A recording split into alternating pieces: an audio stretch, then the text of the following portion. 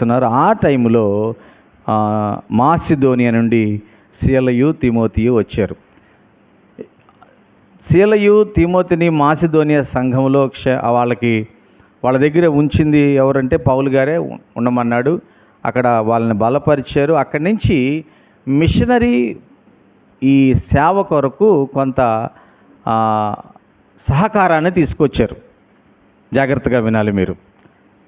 సహకారాన్ని అంటే ఇప్పుడు మనం మిషనరీ యాత్రలో ఉన్నప్పుడు కొంత ధనం సహకారం కావాలి, కొంత అవసరతలు ఉంటాయి కదా. అక్కడ ఉన్న సంఘం వాళ్ళు ఈ మిషనరీ యాత్రకు కొంత సహకారాన్ని తిమోతియు సీలయ ద్వారా పంపించారు. వాళ్ళు అక్కడికి వచ్చినప్పుడు పౌలు గారిని చూస్తే అసలు పౌలు గారు యేసే క్రీస్తు అని యూదులు కాని వారితోనూ యూదులతోనూ గట్టిగా మాట్లాడుతున్నాడంట. ఎవరైనా ఎదురాడారనుకో వాళ్ళకి లేఖనాలు చూపిస్తున్నాడంట. కొంతమంది ఇంకా ఎదురాడారు. అప్పుడు ఆయనకి మరి బాగా కష్టం అనిపించిందేమో. తన బట్టలు దులిపేసుకుని మీ కర్మకు మీరే బాధ్యులు అన్నట్టుగా, అది మీ మీదకే వస్తుంది, నాకేం తప్పులేదు, నేను చెప్పాల్సింది చెప్పేసానని చెప్పి ఆ ప్రాంతం నుంచి మరొక ప్రాంతానికి వెళ్ళిపోయాడు. కొన్ని సమయాల్లో అది మరి కష్టం అనిపించినప్పుడు శుభవార్తను వాళ్ళు అంగీకరించకపోతే అలాగనే ఉంటుంది కదా. పౌలు గారికి మరి అలాగనే అనిపించుంటుంది బహుశా. కానీ అక్కడికి వెళ్ళి మళ్ళీ వేరే సాటికి వెళ్ళి నీరసించిపోయి కృంగిపోయిన వ్యక్తి అయితే కాదు. మరొక సాటికి వెళ్ళాడు. మరొక సమాజం మందిరం పక్కనే మరొక కుటుంబాన్ని కలిశారు. వాళ్ళతో దేవుని వాక్యాన్ని బోధిస్తున్నాడు. వాళ్ళందరినీ ప్రభు వైపు మళ్లించాడు.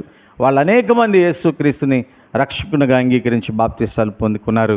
అనేక మంది దేవుని యందు విశ్వాసం ఉంచారు. హల్లెలూయా. అలాగా ఉంటున్నప్పుడు ప్రభు దర్శించాడంట. దేవునికి మహిమ కలుగును గాక. అంటే ఎప్పుడైతే అక్కడ వాళ్ళు ఎదురాడినప్పుడు పౌలు గారు లేచి మాట్లాడాడు. మేబీ పౌలు గారు కొద్దిగా భయపడి ఉండొచ్చు. ఇక్కడ ఏముందో నా పరిస్థితి ఏందో అని భయపడి ఉండొచ్చేమో. దేవుడు దర్శించి పౌలా భయపడకు, నువ్వు ధైర్యంగా మాట్లాడు, మౌనంగా ఉండమాక, ఏదో ఆటంకాలు వస్తున్నాయి అనే మౌనంగా అయితే ఉండమాక, దేవుని వాక్యాన్ని ప్రకటించు, సువార్త ప్రకటించు. ఎందుకంటే ఈ పట్టణంలో నాకు బహుజనులు ఉన్నారు. దేవునికి మహిమ కలుగునుగాక.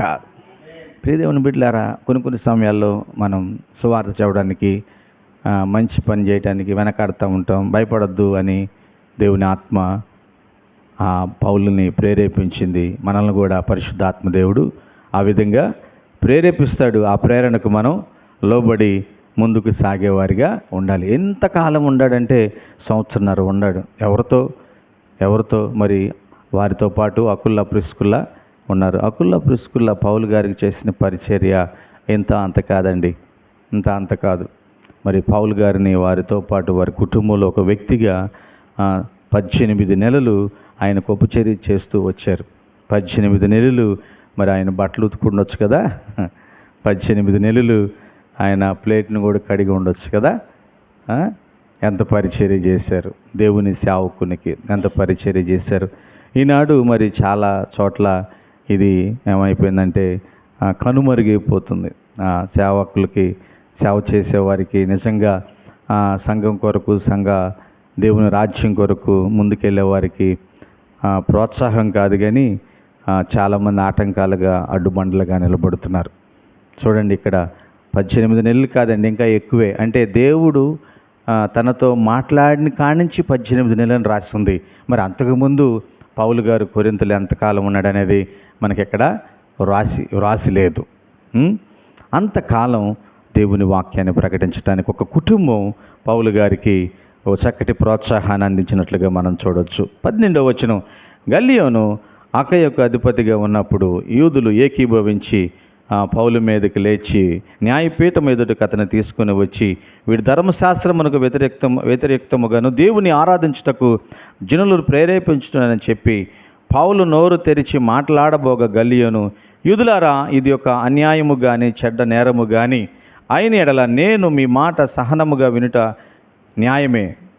ఇది ఏదో ఒక ఉపదేశమును పేళ్లను మీ ధర్మశాస్త్రమును గూర్చిన వాదమైతే మీరే దాన్ని చూసుకునిడి. ఇలాంటి సంగతుల గురించి విమర్శ చేయుటకు నాకు మనస్సు లేదని యూదులతో చెప్పి వారి న్యాయపీఠము ఎదుటి నుండి తోలివేశాను. అప్పుడు అందరూ సమాజ మందిరపు అధికారి అయిన సోస్తనేసును పట్టుకుని న్యాయపీఠం ఎదుట కొట్టి సాగిరి. అయితే గల్లియోను వీటిలో ఏ సంగతిని గురించి లక్ష్య పెట్టలేదు. చూడండి, ఇక్కడ గల్లియోను అకీయకు అధిపతి ఇప్పుడు పౌలు గారిని పట్టుకుని ఈ గల్లియోను అనే అధిపతి దగ్గర తీసుకెళ్ళి ఏదో నేరం మోపి ఆయన్ని జైల్లో వేద్దామని ఆలోచన చేశారు. కానీ గల్లియోను అంటున్నాడు, ఇదేదన్నా అదేదన్నా అన్యాయం చేసి అక్రమం చేసిన విషయం అయితే నేను వచ్చి కూర్చుని మాట్లాడే న్యాయం తీరుస్తా, కానీ ఇదేదో మీ ధర్మశాస్త్రానికి గురించిన సంఘటనలాగా ఉంది, దీంట్లో నేను చేయబెట్టను, ఇది మీరే చూసుకోండి, నాకు దీంతో సంబంధం ఏమి లేదు అనగానే వీళ్ళకి కోపం వచ్చేసింది. కోపం వచ్చి ఆ సమాజ మందిరపు అధికారి అని ఇస్తున్నాడు కదా, ఆయన పట్టుకుని ఆయన ఎదురే బీభత్సంగా కొట్టేశారంట. అయినప్పటికీ ఆయన ఏమీ పట్టించుకోలేదంట, నాకెందుకులు అన్నట్టుగా ఉన్నాడు. చూడండి 18వ వచనం. పౌలు ఇంకనూ బహుదినములు అక్కడ ఉండిన తరువాత సహోదరుల యొద్ద సెలవు పుచ్చుకుని తనకు మ్రొక్కుబడి ఉన్నందున కెంక్రియలో తల వెంట్రుకలను కత్తిరించుకుని ఓడ ఎక్కి సిరియాకు బయలుదేరను. ప్రిస్కిలను అక్కులను అనువారు అతనితో కూడా వెళ్ళిరి. వారు ఎఫెసునకు వచ్చినప్పుడు అతడు వారిని అక్కడనే విడిచిపెట్టి తాను మాత్రము సమాజ మందిరములో ప్రవేశించి యూదులతో తర్కించుచుండెను. వారింకను కొంతకాలం ఉండమని అతను వేడుకొనగా అతడు ఒప్పక దేవుని చిత్తం అయితే మీ యొద్ద తిరిగి వస్తునని చెప్పి వారి యొద్ద సెలవు పుచ్చుకుని ఓడ ఎక్కి ఎఫెసు నుండి బయలుదేరాను. తర్వాత కైసరను రేవున దిగి యెరూషలేమునకు వెళ్ళి సంఘపు వారిని కుశలం అడిగి అంతియొకకు వచ్చెను. అక్కడ కొంతకాలం ఉండిన తరువాత బయలుదేరి వరుసగా గలతియా ప్రాంతమునందును పృగియ యందును సంచరించుచు శిష్యులందరినీ స్థిరపరచెను. చూడండి, అక్కడి నుంచి ఏం చేశాడు, ఆ కొరింథీ నుంచి మెల్లిగా బయలుదేరుతూ సిరియాకు వచ్చాడు. కెంక్రియాకు వచ్చాడు. ఫస్ట్ కెంక్రియాకు ఎందుకు వచ్చాడంటే ఎప్పుడో మ్రొక్కుబడి ఉంది ఆయనకి, తల వెంట్రుకలు కత్తిరించుకునే మ్రొక్కుబడి. ఇది ఒక సాంప్రదాయం అండి, అప్పట్లో ఒక సాంప్రదాయం. ఆ సాంప్రదాయం ప్రకారం ఆ మొక్కుబడి తీర్చుకుంటారనమాట. ఆ సాంప్రదాయాన్ని తీర్చుకోవడానికి ఆయన కెంక్రియాకి వెళ్ళి తల వెంట్రుకలు కట్ చేసుకున్నాడు. తర్వాత సిరియాకు వచ్చాడు. సిరియా దాకా ప్రిస్కిల్లా అక్కులా కూడా అతనితోనే ఉండారు. అక్కడ తర్వాత కొంతకాలం అక్కడ ఉన్నాడు, సమాజ మందిరంలో మాట్లాడుతూ ఉన్నాడు. అక్కడి నుంచి మళ్ళీ యెరూషలేముకి వెళ్ళాడు. అక్కడి నుంచి మళ్ళా అంతియొకయకు వచ్చి శిష్యులందరినీ, అంటే యేసుక్రీస్తుని అంగీకరించి దేవునితో నడుస్తున్న వారందరిని మరలా బలపరుస్తూ వచ్చాడంట. హల్లెలూయా.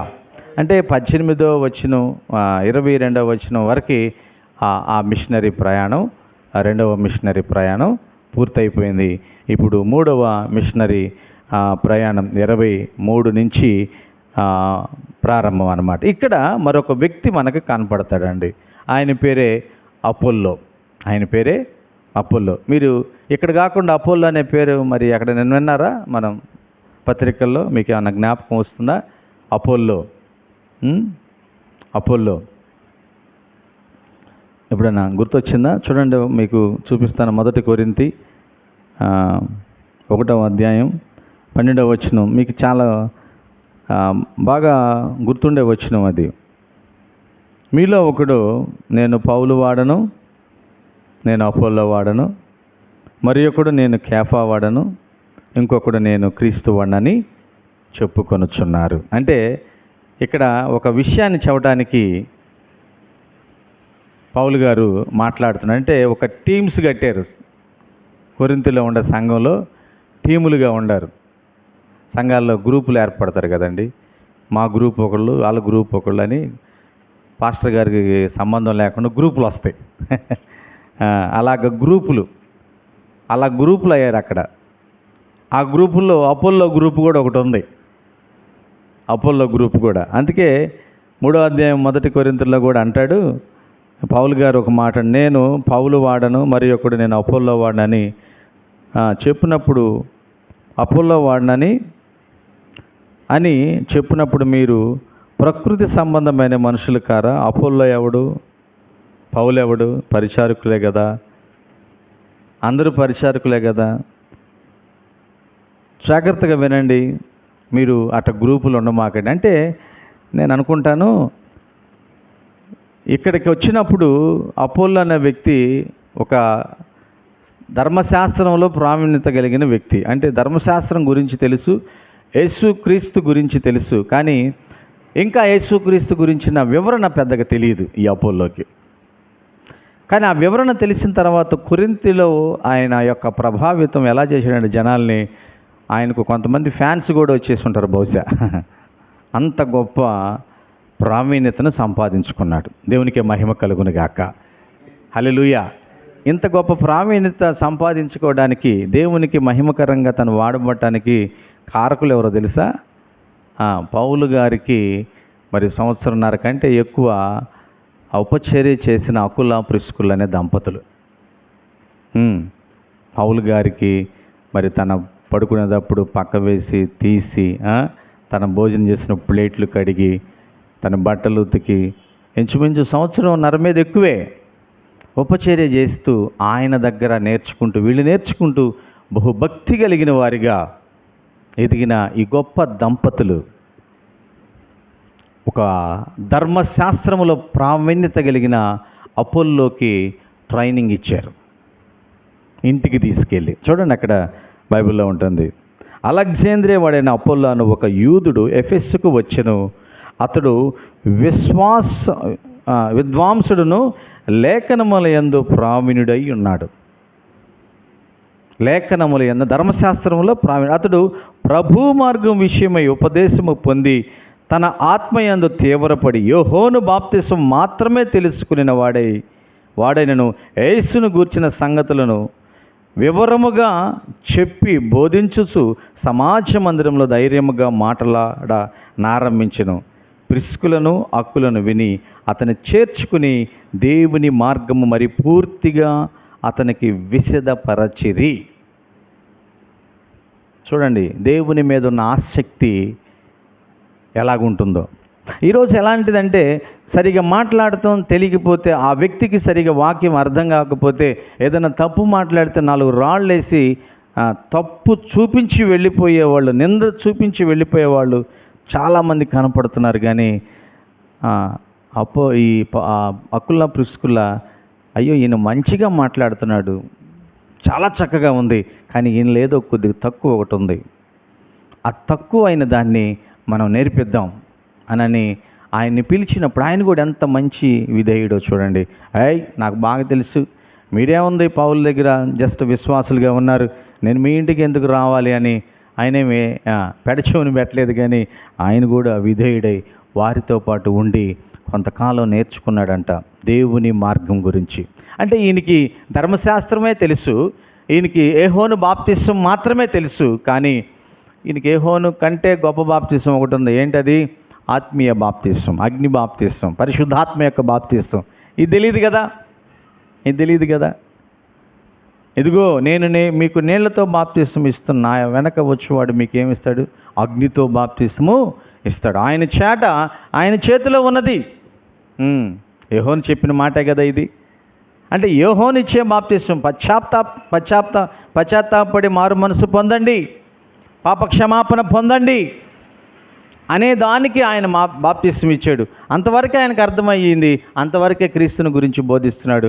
అంతకంటే ముందున్న ఆత్మీయ సత్యాన్ని అర్థమయ్యేటట్టు బోధించి ఇలా సువార్త చెప్పాలని అపోల్లోకి తరఫీదు ఇచ్చారంట ఒక చక్కటి ఆత్మీయమైన జంట.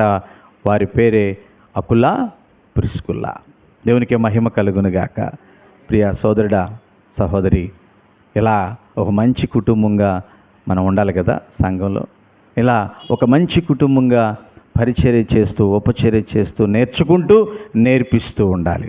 ఆమేన్, హల్లెలూయా. ఎక్కడికంటే అక్కడికి పరిచర్య కోసం వెళ్ళాలి. దేవుని నీతి కొరకు పరిగెత్తేవారిగా ఉండాలి. దేవుని నీతి కొరకు మనం వ్యయమయ్యేవారిగా, కరిగిపోయేవారిగా ఉండాలి. ఒక క్రొవ్వెత్తి తన వెలుగునివ్వాలంటే అది కరిగిపోతూ తన వెలుగును ఇస్తుంది. ఆమేన్.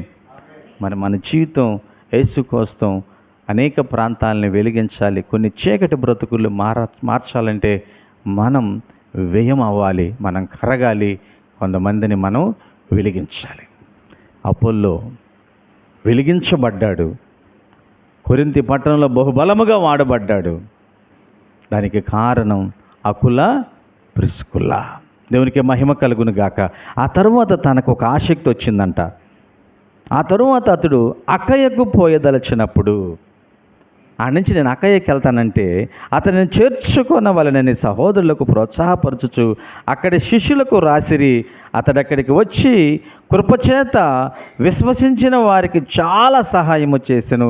యేసే క్రీస్తు అని లేఖనముల ద్వారా అతడు దృష్టాంతపరిచి యూదుల వాదమును బహిరంగముగాను గట్టిగాను ఖండించుచు వచ్చాను. చూడండి ఎంత తయారయ్యాడంటే ఈ అపోల్లో పౌలు గారిలాగా తయారయ్యాడు.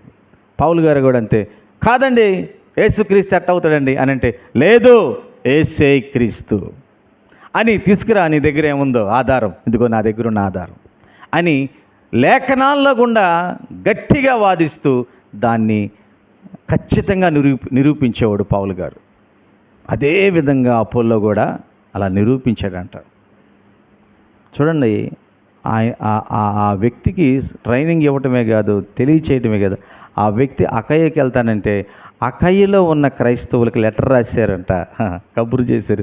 ఇగో అపోల్లో అనే ఒక వ్యక్తిని మేము పంపిస్తున్నాం, ఆ వ్యక్తిని మీరు స్వాగతించి ఆ వ్యక్తిని అక్కడ ఉండటానికి మీరు సహకరించండి. దేవునికి మహిమ కలుగునుగాక. ఎంత గొప్ప జంట అండి. 18వ అధ్యాయంలో ఒక చక్కటి జంటను మనం పరిచయం చేసుకోవచ్చు. ఒక భయంకరమైన పట్టణాన్ని ఎలా మారిందో మనం చూడొచ్చు. మరి అధ్యాయం ద్వారా నువ్వు నేను నేర్చుకోవాల్సింది ఏంటంటే, ఇదిగో ఇటువంటి కుటుంబంగా మారితే నేను ఎంత బాగుంటాను. ఇలాంటి పట్టణాలు నా ముందు కనపడుతున్నాయి, ఆ పట్టణాలు మారే విధంగా నేను సువార్త చెప్పాలి, అలాంటి వ్యక్తిగా నేను మారాలని మనం ఒక తీర్మానం చేసుకోవాలండి. అటువంటి తీర్మానమే మనం వ్యయమవుతూ అనేక మందిని మార్చే విధంగా చేస్తుంది. ఎందుకంటే యేసుక్రీస్తు నీతో నాతో చెప్పిన మాట, నేను లోకానికి వెలుగై ఉన్నానన్నాడు. నిన్ను నన్ను కూడా ఏమన్నాడు? మీరు లోకానికి వెలుగై ఉండాలి. ఆమేన్. ఆ వెలుగు కొంచెము కింద మంచము కింద ఉండకూడదు, కానీ దీపస్తంభం మీద ఉండి వెలుగుతూ ఆ చీకటిలో ఉన్న పట్టణాన్ని దేశానికి, ప్రపంచానికి, దేవునికి కనబడే విధంగా మార్చాలి. అలా రీతిగా మార్చడానికి ఈరోజు నువ్వు కూడా తీర్మానం చేసుకోవాలి, నేను ఉజ్జీవించబడాలి. ఇటు కృప ప్రభువైన యేసుక్రీస్తు వారు మనందరికీ దయచేయునుగాక. ఆమేన్.